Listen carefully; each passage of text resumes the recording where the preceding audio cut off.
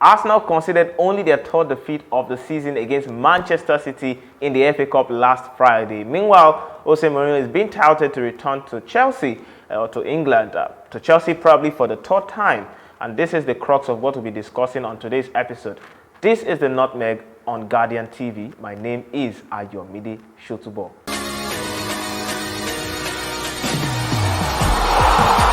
The weekend provided a host of topics to discuss on today's episode of the Nutmeg, but I will not be doing that discussion alone today. Jeremiah Omoniyi, a sports writer and analyst, is here with me. Jeremiah joins us now. How are you doing, Jerry?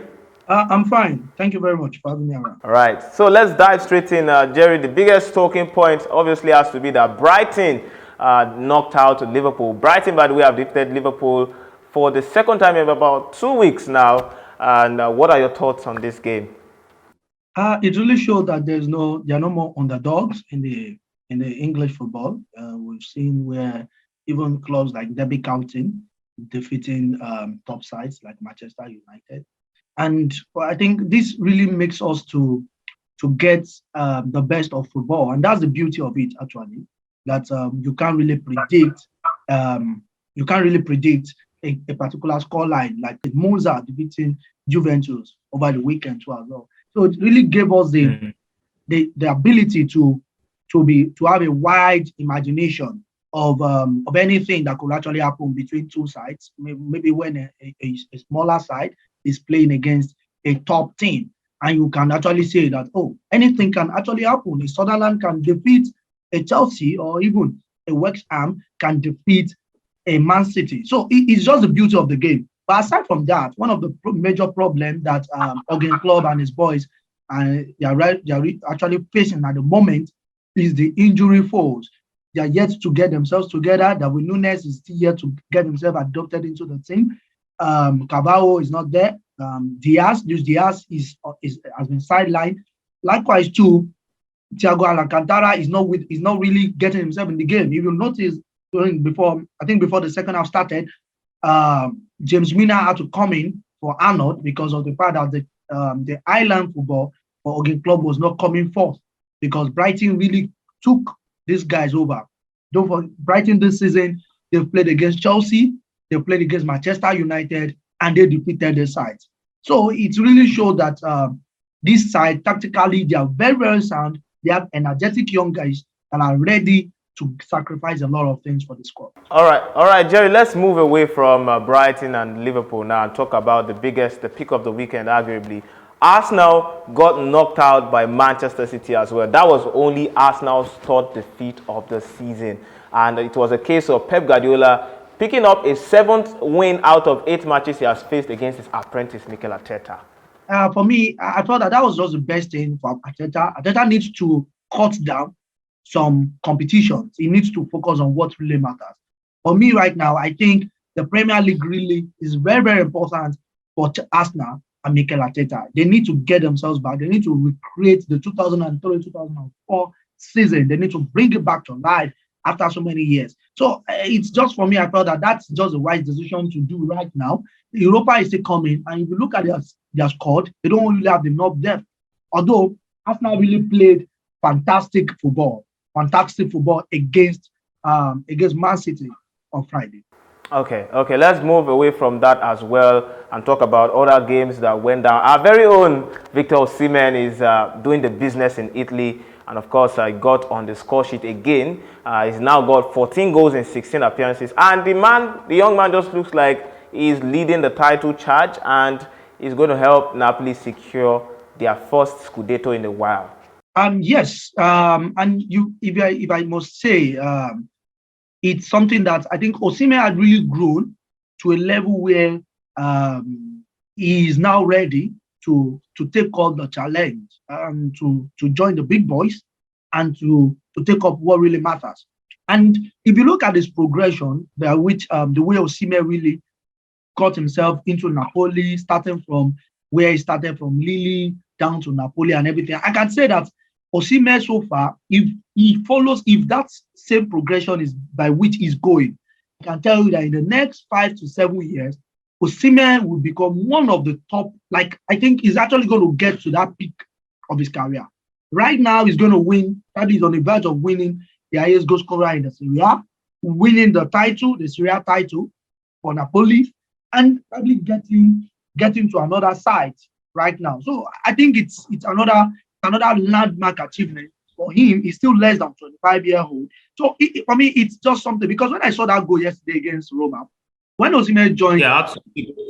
yes, when Osimhen joined Napoli from 2 seasons ago, something about him last season, Osimhen never scored against the top 16 in Italy last season. But something happened. This season he scored against Juventus, he scored against AS Roma, and it's as if Osimhen just unlocked goals for himself. He just unlocked it, he unlocked his full potentials, and he has been giving that vibe the way it ought to be. Yeah, Osimhen should be on the lookout. Probably clubs from the Bundesliga like Bayern Munich, like Real Madrid, Barcelona, and even Manchester United. Jerry, the thing is, even though he's not putting himself on the market, they are putting him on the market. But let's shift attention to Spain, where Barcelona are now 5 points ahead of Real Madrid. Real Madrid, by the way, dropping points against Real Sociedad last night. And it just seems that Barcelona are going all the way in this current campaign.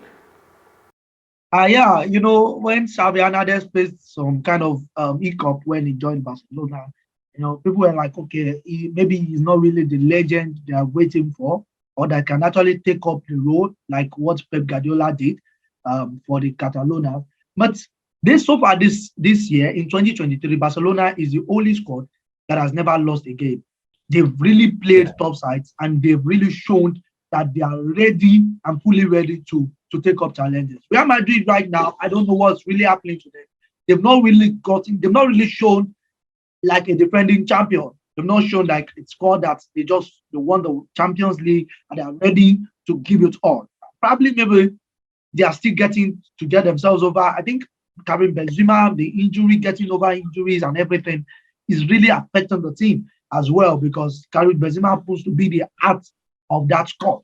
But you know what it is? I can't really rule out Real Madrid at the moment, because we've seen Real Madrid doing the comebacks.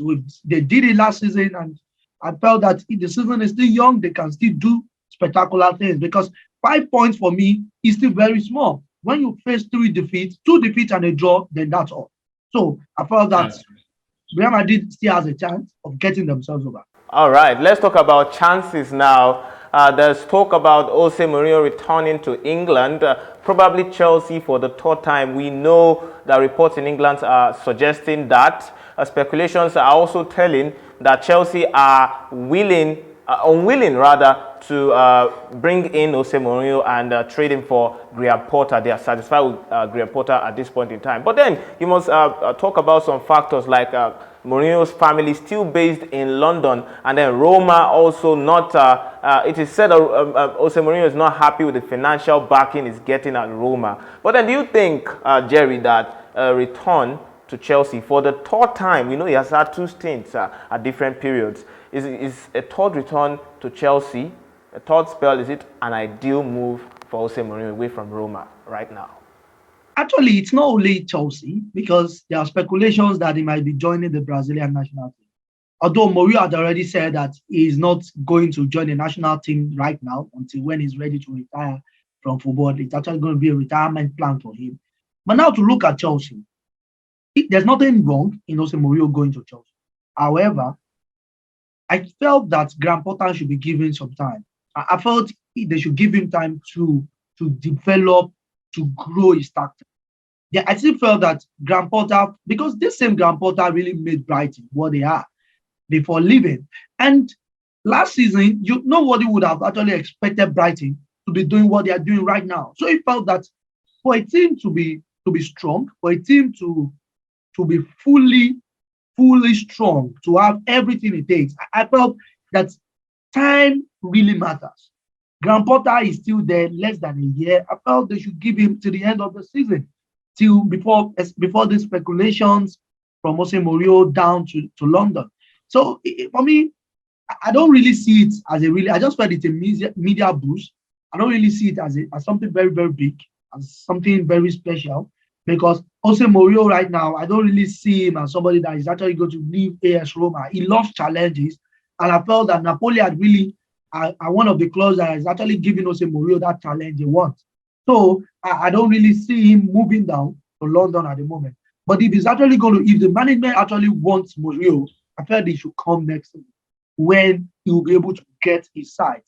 And of course, this is where we'll be leaving you on this episode of the Nutmeg. The topic is the situation ideal for José Mourinho to make a third return to Stamford Bridge as manager of Chelsea? Do let us know what your thoughts are in the comment section. And also don't forget to subscribe to our YouTube channel, Guardian TV, and of course turn on your notification bell so you can receive notifications of new videos that we make for you. This has been the Nutmeg. It's been quite an interesting conversation. My name is Ayomide Sotubo. See you in the next episode.